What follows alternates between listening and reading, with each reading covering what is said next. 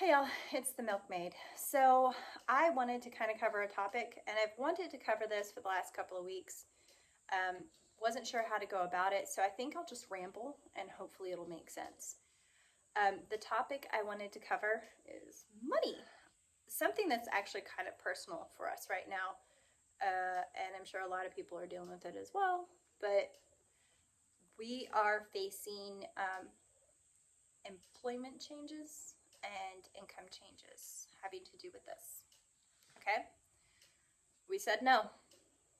And we're letting go of a lot of things, retirement, healthcare, in order to stand and say no.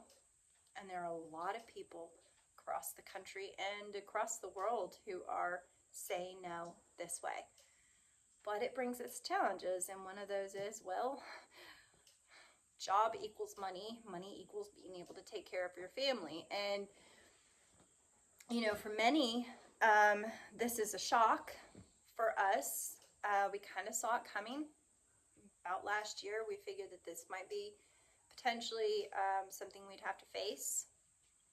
Really hoped that it wouldn't get to that point, but what is being a prepper if you don't hope for the best, but then prepare for the worst, if that makes sense? A couple of years ago, we had made some choices having to do with our money where we decided we were tired of getting into debt and digging out, wondering what the heck was happening over and over again. So we shifted to taking control of our money instead of our money controlling us. And we did that through budgeting, which I'll go into potentially in another video, is kind of how we learned how to do that effectively, not just writing it down and then not sticking to it, and doing it in a way that actually provided a little more freedom versus that feeling of, being trapped. But anyways, that's not the point. The point is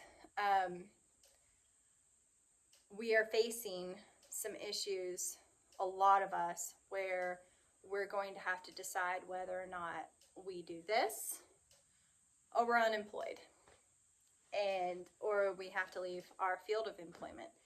And that is not an easy decision for most to make.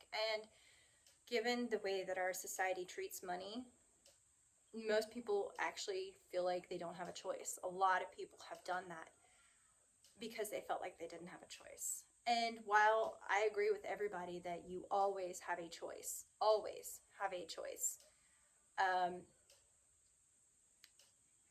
the ramifications of that choice are greater if you haven't prepared for it. And I say that because I'm hopeful for the best. I really am hopeful for the best. However, I'm preparing for the worst. And that's kind of where we mentally went, last year, and even years before that. But last year, especially when we were looking at all of this, we realized that we had to prepare for the worst. So because of that, we made some choices. Financial prepping is bigger than just an emergency fund. One of the things that we think about when we're prepping is like food, for example. You can count that as food insurance, is what a lot of people try to explain to non-preppers that it is. You buy car insurance, you buy health insurance, you buy all these things for the worst case scenario, hoping you never have to use it, but really grateful you had it if you didn't have to use it, or if you do have to use it, rather. So we prep food, right? If you find yourself in a job loss situation, like pre all of this coof nonsense, if you had found yourself in a job loss or maybe a sickness where you had to take time off of work or go on leave or anything else like that, you would still have bills, correct? And you would benefit from having paid ahead, say on your rent or your mortgage, or say your electric, or if you have like water, sewer bills. Your steady, really kind of can't live without it kind of things. And so we thought about that, and what we started doing was whenever we'd have extra in the budget left over, or we didn't spend everything in a certain category, if we didn't recategorize that, we would actually set it towards the next month. Either in that category, or we would take the extra and then we would put it towards one of those essential things, those essential bills that always keep coming in, like mortgage, like electricity, like, say, propane or heating oil. We would start prepping ahead for the future so that when or if something came along that our income was cut drastically, those things would still have been paid up for the next month or two, etc. And it was hard to do. I mean, it's really hard. I mean, you get a tax return and you want, this, that, or the other, and or you want to build up your savings. But doing this gave us enough of a security blanket so that when we saw that these requirements were coming, we were able to have more of a piece of finding and transitioning to another line of work. There's still so many variables, and it's still scary, and it's still a heck of a loss. But at the same time, we can have some peace moving forward. And I guess the reason I'm telling you that in like an anecdotal type of way is that we don't have it all figured out financially. But that is one move that I am exceptionally grateful that we did. It's still a hard decision, but it's the right one. And for all of those who want to stand and say no, whether you're in that position now or you look ahead and potentially your sector, your line of work were to go down that path and it hasn't been stopped yet, then I want you guys to be able to easily or more easily say no.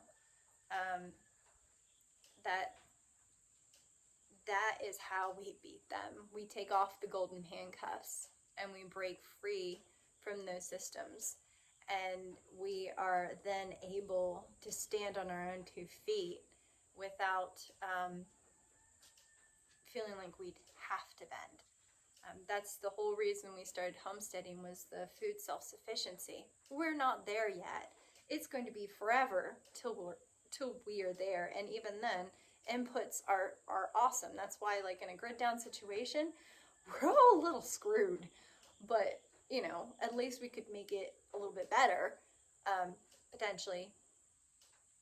But if we are all prepared a little bit more, then we can all stand up and say no. And,